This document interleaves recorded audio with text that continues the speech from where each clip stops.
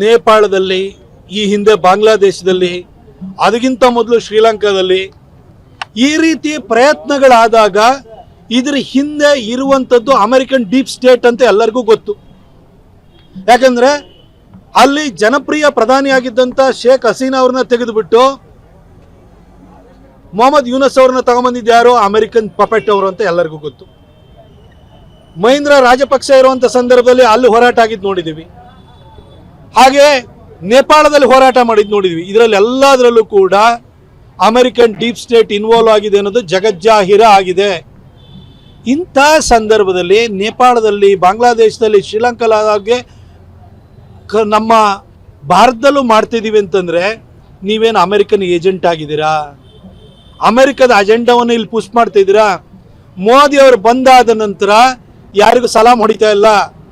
ಅಮೆರಿಕದ ಏನು ಏಕಸ್ವಾಮ್ಯತೆ ಏನಿತ್ತಲ್ಲ ಅದಕ್ಕೆ ಸಡ್ಡು ಹೊಡೆಯೋ ರೀತಿಯಲ್ಲಿದ್ದಾರೆ. ಹಾಗಾಗಿ ಮೋದಿ ಅವ್ರನ್ನ ಬಗ್ಗು ಪಡಿಬೇಕು ಅಂತ ಅಮೆರಿಕ ಯೋಚನೆ ಮಾಡ್ತಿದೆ. ಅದಕ್ಕೆ ನೀವು ಒಂದು ಸಾಧನವಾಗ್ತಾ ಇದ್ದೀರಾ, ಅದನ್ನು ಯೋಚನೆಯನ್ನು ಮಾಡಿ. ಮೋದಿಯವ್ರ ವಿರುದ್ಧ, CAA ವಿರುದ್ಧ ಹೋರಾಟದ ಸಂದರ್ಭದಲ್ಲೂ ಕೂಡ ಮೋದಿಯವ್ರ ವಿರುದ್ಧ ಪ್ರಯತ್ನವನ್ನು ಮಾಡಿದರು. ಅದಾದಮೇಲೆ ಏನು ನಮ್ಮ ಕೃಷಿ ಮಸೂದೆ ಬಂತು, ಅದ್ರ ಮುಖಾಂತರವಾಗಿ ಮೋದಿಯವರ ಸರ್ಕಾರವನ್ನು ಅಸ್ಥಿರಗೊಳಿಸ್ಲಿಕ್ಕೆ ಅಂತ ನೀವು ಪ್ರಯತ್ನವನ್ನು ಮಾಡಿದ್ರಿ. ಈಗ ಈ ಕಾಕ್ರೋಚ್ಗಳ ಜೊತೆ ಸೇರಿಬಿಟ್ಟು ಈ ಮಾತುಗಳನ್ನ ಆಡ್ತಾ ಇದ್ದೀರಿ. ಆದರೆ 2014 ಆಯಿತು, ಅಲ್ಲಿ ಸ್ವತಂತ್ರವಾಗಿ ಸರ್ಕಾರ ಮಾಡಲಿಕ್ಕೆ ಮೋದಿಯವರಿಗೆ ಅವಕಾಶ ಕೊಟ್ಟರು. 2019ರಲ್ಲಿ ಮತ ಕೊಟ್ಟರು, 2024ರಲ್ಲಿ ಮತ ಕೊಟ್ಟರು, 2029ರಲ್ಲಿ ಕೊಡ್ತಾರೆ.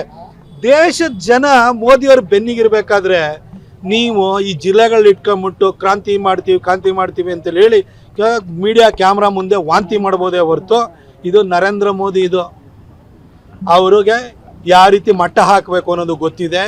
ಕಾಂಗ್ರೆಸ್ನವರೇ ನಿಮಗೆ ಜನರಿಂದ ಓಟ್ ತಗೊಂಡು ಅಧಿಕಾರಕ್ಕೆ ಬರೋಕ್ಕೆ ಸಾಧ್ಯ ಇಲ್ಲ. ಹಾಗಾಗಿ ಅಮೆರಿಕದ ಏಜೆಂಟ್ ಆಗುವ ಮುಖಾಂತರವಾಗಿ ನೀವು ಈ ಪ್ರಯತ್ನಕ್ಕೆ ಕೈ ಹಾಕಿದಿರಿ ಅನ್ನೋದು ನಿಮ್ಮ ಮಾತುಕತೆ ವರ್ತನೆಯಿಂದ ಬಹಳ ಸ್ಪಷ್ಟವಾಗ್ತಾ ಇದೆ. ನೇಪಾಳ ಮತ್ತು ಬಾಂಗ್ಲಾದೇಶ ಮಾದರಿಯಲ್ಲಿ ಗಲಾಟೆ ಮಾಡೋದಕ್ಕೆ ಪ್ರಯತ್ನ ಪಟ್ಟಿದ್ರು. ಎಲ್ಲೂ ಕೂಡ ನೆಟ್ವರ್ಕ್ ಇಲ್ಲಾದ್ರೂ ಕೂಡ ಈ ಒಂದು ಆ್ಯಪ್ಗಳನ್ನ ಬಳಸಿ, ಬ್ಲೂಟೂತ್ಗಳನ್ನ ಬಳಸಿ, ಸಂಪರ್ಕವನ್ನು ಬೆಳೆಸಿ ಗಲಾಟೆ ಮಾಡ್ತಾ ಇದ್ದಾರೆ ಅಂತ ಹೇಳಿ ಒಂದು ಪ್ರಾಥಮಿಕ ತನಿಖೆ ಗೊತ್ತಾಗಿದೆ ಸರ್.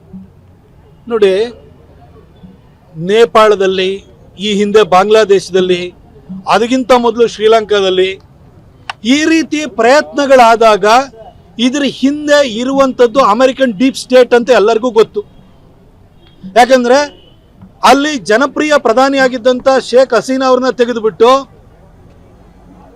ಮೊಹಮ್ಮದ್ ಯೂನಸ್ ಅವ್ರನ್ನ ತಗೊಂಬಂದಿದ್ದು ಯಾರು? ಅಮೆರಿಕನ್ ಪಪೆಟ್ ಅವರು ಅಂತ ಎಲ್ಲರಿಗೂ ಗೊತ್ತು. ಮಹೀಂದ್ರ ರಾಜಪಕ್ಷ ಇರುವಂಥ ಸಂದರ್ಭದಲ್ಲಿ ಅಲ್ಲಿ ಹೋರಾಟ ಆಗಿದ್ದು ನೋಡಿದ್ದೀವಿ. ಹಾಗೆ ನೇಪಾಳದಲ್ಲಿ ಹೋರಾಟ ಮಾಡಿದ್ದು ನೋಡಿದ್ವಿ. ಇದರಲ್ಲಿ ಎಲ್ಲದರಲ್ಲೂ ಕೂಡ ಅಮೆರಿಕನ್ ಡೀಪ್ ಸ್ಟೇಟ್ ಇನ್ವಾಲ್ವ್ ಆಗಿದೆ ಅನ್ನೋದು ಜಗಜ್ಜಾಹೀರ ಆಗಿದೆ.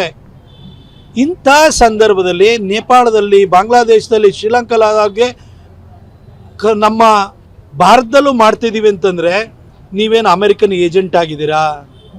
ಅಮೆರಿಕದ ಅಜೆಂಡಾವನ್ನು ಇಲ್ಲಿ ಪುಷ್ ಮಾಡ್ತಿದ್ದೀರಾ? ಮೋದಿ ಅವರು ಬಂದಾದ ನಂತರ ಯಾರಿಗೂ ಸಲಾಮ್ ಹೊಡಿತಾ ಇಲ್ಲ. ಅಮೆರಿಕದ ಏನು ಏಕಸ್ವಾಮ್ಯತೆ ಏನಿತ್ತಲ್ಲ ಅದಕ್ಕೆ ಸಡ್ಡು ಹೊಡೆಯೋ ರೀತಿಯಲ್ಲಿದ್ದಾರೆ. ಹಾಗಾಗಿ ಮೋದಿ ಅವ್ರನ್ನ ಬಗ್ಗು ಪಡಿಬೇಕು ಅಂತ ಅಮೆರಿಕ ಯೋಚನೆ ಮಾಡ್ತಿದೆ. ಅದಕ್ಕೆ ನೀವು ಒಂದು ಸಾಧನವಾಗ್ತಾ ಇದ್ದೀರಾ, ಅದನ್ನು ಯೋಚನೆಯನ್ನು ಮಾಡಿ. ಮೋದಿಯವ್ರ ವಿರುದ್ಧ, CAA ವಿರುದ್ಧ ಹೋರಾಟದ ಸಂದರ್ಭದಲ್ಲೂ ಕೂಡ ಮೋದಿಯವ್ರ ವಿರುದ್ಧ ಪ್ರಯತ್ನವನ್ನು ಮಾಡಿದರು. ಅದಾದಮೇಲೆ ಏನು ನಮ್ಮ ಕೃಷಿ ಮಸೂದೆ ಬಂತು, ಅದ್ರ ಮುಖಾಂತರವಾಗಿ ಮೋದಿಯವರ ಸರ್ಕಾರವನ್ನು ಅಸ್ಥಿರಗೊಳಿಸ್ಲಿಕ್ಕೆ ಅಂತ ನೀವು ಪ್ರಯತ್ನವನ್ನು ಮಾಡಿದ್ರಿ. ಈಗ ಈ ಕಾಕ್ರೋಚ್ಗಳ ಜೊತೆ ಸೇರಿಬಿಟ್ಟು ಈ ಮಾತುಗಳನ್ನ ಆಡ್ತಾ ಇದ್ದೀರಿ. ಆದರೆ 2014 ಆಯಿತು, ಅಲ್ಲಿ ಸ್ವತಂತ್ರವಾಗಿ ಸರ್ಕಾರ ಮಾಡಲಿಕ್ಕೆ ಮೋದಿಯವರಿಗೆ ಅವಕಾಶ ಕೊಟ್ಟರು. 2019ರಲ್ಲಿ ಮತ ಕೊಟ್ಟರು, 2024ರಲ್ಲಿ ಮತ ಕೊಟ್ಟರು, 2029ರಲ್ಲಿ ಕೊಡ್ತಾರೆ. ದೇಶದ ಜನ ಮೋದಿಯವ್ರ ಬೆನ್ನಿಗಿರ್ಬೇಕಾದ್ರೆ ನೀವು ಈ ಜಿಲ್ಲೆಗಳನ್ನ ಇಟ್ಕೊಂಡ್ಬಿಟ್ಟು ಕ್ರಾಂತಿ ಮಾಡ್ತೀವಿ ಅಂತೇಳಿ ಹೇಳಿ ಮೀಡಿಯಾ ಕ್ಯಾಮ್ರಾ ಮುಂದೆ ವಾಂತಿ ಮಾಡ್ಬೋದೇ ಹೊರತು ಇದು ನರೇಂದ್ರ ಮೋದಿ, ಇದು ಅವ್ರಿಗೆ ಯಾವ ರೀತಿ ಮಟ್ಟ ಹಾಕಬೇಕು ಅನ್ನೋದು ಗೊತ್ತಿದೆ. ಕಾಂಗ್ರೆಸ್ನವರೇ ನಿಮಗೆ ಜನರಿಂದ ಓಟ್ ತಗೊಂಡು ಅಧಿಕಾರಕ್ಕೆ ಬರೋಕ್ಕೆ ಸಾಧ್ಯ ಇಲ್ಲ. ಹಾಗಾಗಿ ಅಮೆರಿಕದ ಏಜೆಂಟ್ ಆಗುವ ಮುಖಾಂತರವಾಗಿ ನೀವು ಈ ಪ್ರಯತ್ನಕ್ಕೆ ಕೈ ಹಾಕಿದಿರಿ ಅನ್ನೋದು ನಿಮ್ಮ ಮಾತುಕತೆ ವರ್ತನೆಯಿಂದ ಬಹಳ ಸ್ಪಷ್ಟವಾಗ್ತಾ ಇದೆ.